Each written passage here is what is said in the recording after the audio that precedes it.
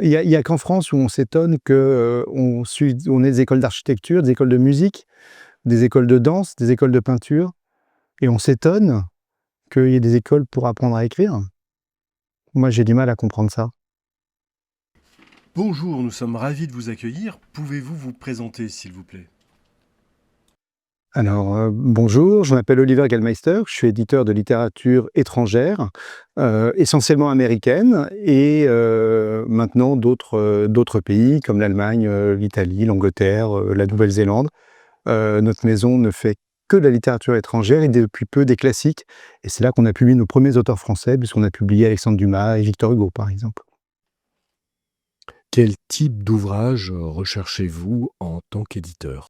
Des bons livres. Rien d'autre, je peux pas vous donner d'autres, critères, j'ai pas de critères. Qui soient, courts, longs, modernes, pas modernes, quel que soit le sujet. J'ai pas de voilà, il y a juste des bons et mauvais livres. Je cherche, idéalement des bons livres. Moi, je pense que, on fait pas de littérature vraiment, ce qu'on appelle la littérature du réel. Je cherche pas des livres qui cherchent à expliquer nécessairement, la société ou, des situations de fait, mais des livres qui nous emportent, qui procurent des émotions, qui sont en ce sens, à mon avis, plus universelles. Donc c'est exactement le genre de livre, d'histoire qui me touche. Donc oui, un livre doit raconter quelque chose. Pour vous, la littérature internationale est-elle meilleure? En ce moment, oui. Qu'aimez-vous dans la littérature anglo-saxonne? Son énergie, le fait que parce que c'est une littérature relativement récente, hein, qui a 200 ans, à peu près 250 ans. Non, non, même pas 200 ans. Hem, Elle, se pose moins de questions que la littérature française qui est en train de réfléchir sur, l'autofiction, la métafiction, le roman est-il mort? Faut-il transcender la fiction? Quid de la littérature? Les Américains ne se posent pas ce genre de questions. Ils racontent des histoires. Comme, on le faisait, dans la littérature française, le grand siècle de la littérature française, enfin, on racontait des histoires. Le Comte de Monte-Cristo, c'est une histoire. Les Misérables, c'est une histoire. Bel-Ami, Madame Bovary, voilà. C'est ce qu'on fait. Que pensez-vous des formations de creative writing anglo-saxonnes? Ah, j'en pense que du bien. Il y a qu'en France où on s'étonne que, on ait des écoles d'architecture, des écoles de musique, des écoles de danse, des écoles de peinture et on s'étonne qu'il y ait des écoles pour apprendre à écrire. Moi, j'ai du mal à comprendre ça. Publierez-vous un jour des auteurs français contemporains? Mais ça va se faire, tôt ou tard, ça va se faire.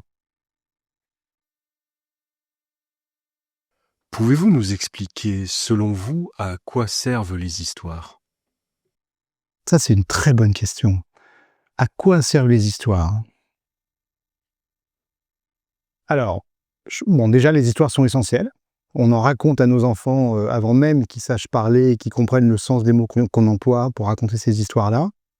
Donc pour moi, il y a une notion de transmission, de parents à enfants, entre amis, on se raconte des histoires, entre cultures, entre civilisations, les religions.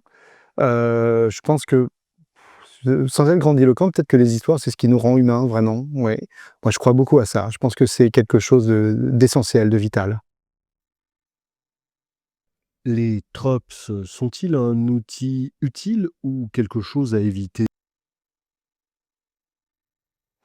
Les codes, les tropes, je pense qu'en fait, ça n'a aucune importance.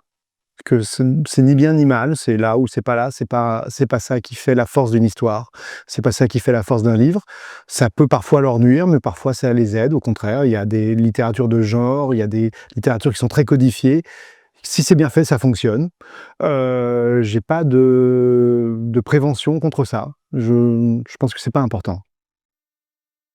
Quelle est votre relation au genre narratif? Ça m'intéresse pas. J'ai pas de, chez Gallmeister, on n'a pas de collection par type de livre, par genre, parce que je pense pas que, on on raisonne comme ça, au fond de nous-mêmes. C'est-à-dire que quand on est professionnel du livre, éditeur, libraire, bibliothécaire, on a tendance à et c'est normal, à classer les livres, par genre pour que les autres lecteurs s'y retrouvent. Mais très peu de gens classent leur bibliothèque par genre, par exemple. On les classe par auteur.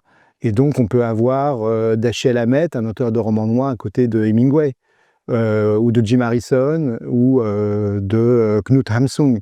C'est pas une question de nationalité, c'est pas une question de genre, c'est une question de validité des histoires, de pertinence. Moi, les genres, je pense que c'est quelque chose qui nous empêche de nous ouvrir l'esprit, en fait. Souvent, quand on fait référence à un concept comme un genre, le nature writing, le polar, le roman noir, on enferme et l'éditeur et l'auteur, surtout, dans une boîte. Donc, sous prétexte que dans Sequan Island, David Vann raconte l'histoire d'un père qui emmène son fils sur une île déserte en Alaska où la nature est très présente. On a dit que c'était du nature writing, mais David, si vous lui parlez de ça, ça le rend fou. C'est pas du nature writing. C'est au sens étroit du terme. C'est juste l'histoire d'un père et de son fils. Donc, oui, il y a des gens qui disent encore que Gallmeister fait du nature writing et du polar. Peut-être parce que c'est mes goûts, si on doit résumer très simplement à la maison, mais le nature writing représente peut-être 1 livre sur 10 qu'on fait. Des livres associables au nature writing, à tort ou à raison, c'est peut-être 1 livre sur 10 qu'on fait. Et c'est pas nécessairement là qu'on a eu nos plus gros succès. De quel type d'histoire pensez-vous que nous ayons besoin dans le zeitgeist, c'est-à-dire le contexte actuel? Je vais vous faire la même réponse. De bonnes histoires. Il n'y a pas de type d'histoire dont on a besoin. Je vais pas vous... Si j'étais... je pourrais vous parler d'une histoire de réconciliation, des livres qui nous aident à nous aimer, à nous comprendre, etc. Mais ça, c'est des conneries. Pensez-vous que l'édition soit menacée par les intelligences artificielles? Je pense que ça ne changera rien. Je pense qu'il y aura toujours une fiction commerciale, qu'elle soit écrite par un robot ou par une femme ou un homme derrière un bureau. Ça restera la même chose, mais la vraie littérature, celle qui nous transcende, celle qui nous rend plus humains, plus grands, qui fait de nous de meilleures personnes, elle vient du cœur. Elle vient pas d'un cerveau même humain. Elle vient du cœur.